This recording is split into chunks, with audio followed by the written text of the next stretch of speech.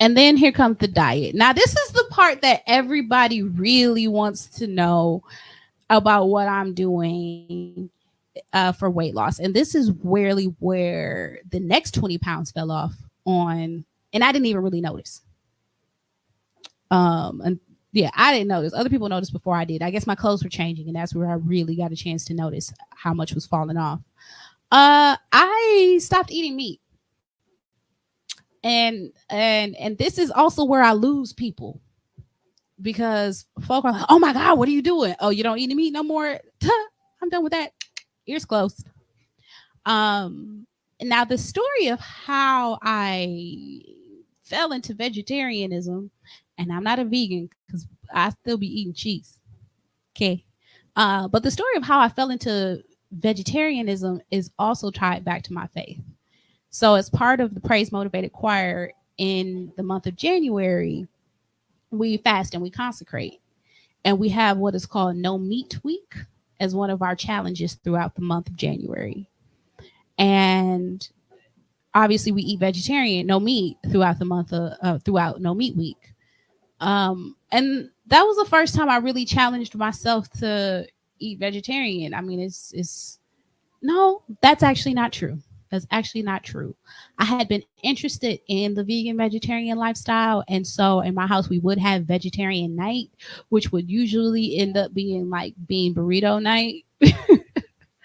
um, or yeah, that's what it would end up bean burrito night. Um, and so for No Meat Week, just in the vein of being obedient to what was being asked of us for the spiritual alignment for the choir, I participated. And the first time through, it taught me a lot about my discipline, my mental discipline. A lot of times when I tell people I don't eat meat anymore, or I even when I tell people about what I've done as far as physical activity, like the response is like, "Oh, I can't do that." And I don't think it's that we can't do it; it's that we don't have a desire to, or we've never challenged ourselves in that capacity to have that level of discipline. But having to only do it for a week, and the week really consisted of just Monday through Friday, so 5 days. Um, the first time around, it taught me a lot about my discipline, and I was very proud of myself, even through the entire fasting process, of my ability to not eat until a certain time of day at all, and to be able to give up different things in different capacities. It taught me that I could. It taught me that my mind was much stronger than I give it credit for, especially when I'm determined to do something. And so the second time around No Meat Week was much more of a spiritual attunement for me. For whatever reason, I discovered that when I eat meat, when I don't eat meat, I have much better spiritual clarity. That may or may not be true for other people, but for me, it is just the fact. I feel like I hear from God clearer. I feel like I see the world clearer. I feel like I have better discernment. It's just my experience.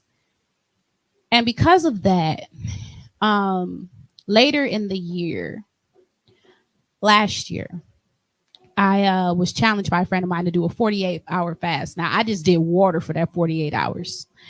And I felt empowered to be able to do it because I had done the basically intermittent fasting with the choir before. We wouldn't eat until like 3 p.m.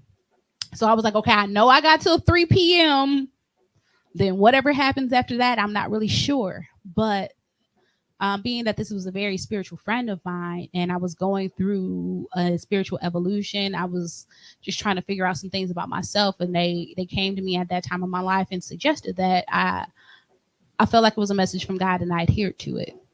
And I prayed to God and asked God to make it an easy experience for me. And it actually was, considering that you're not eating for 48 hours. And when I came out of that, I just didn't have a desire for meat anymore.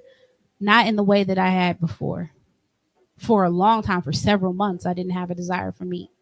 And that's when that's when the next 20 pounds fell off like that. Because also in this time period where I'm not eating meat, I'm also not eating like McDonald's. You don't pop through the drive through and grab a McChicken when you're not eating meat. I'm not stopping at Chick-fil-A. I'm not stopping at these different fast food restaurants. I'm not eating fried foods. I mean, you can eat fried vegetables, but it's not going to have the same impact and set to the same capacity on your body as if you were still consuming meat. And so with that, it's like, well, what else do you eat? You eat vegetables. Okay. And so as this goes on, my body became acclimated to not eating meat. And so when I decided to integrate meat back into my diet, because temptation is the mug and fried chicken smells really good. um, I noticed, because I pay attention to my body and the shifts and the changes, I noticed that certain pains came back that I didn't even realize had left. Earlier in my exercising journey, I complained to my doctor about having some pain in my hip. My doctor said, it sounds like you're developing some arthritis in your hip. I said, Arthur, I didn't think that came along until you got a little bit older. And the doctor's like, ma'am, you're mid-30s.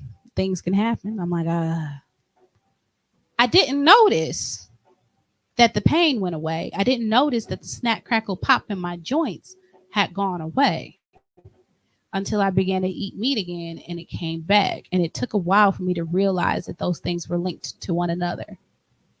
And so I can only assume it's inflammation based. But at this point, my body just doesn't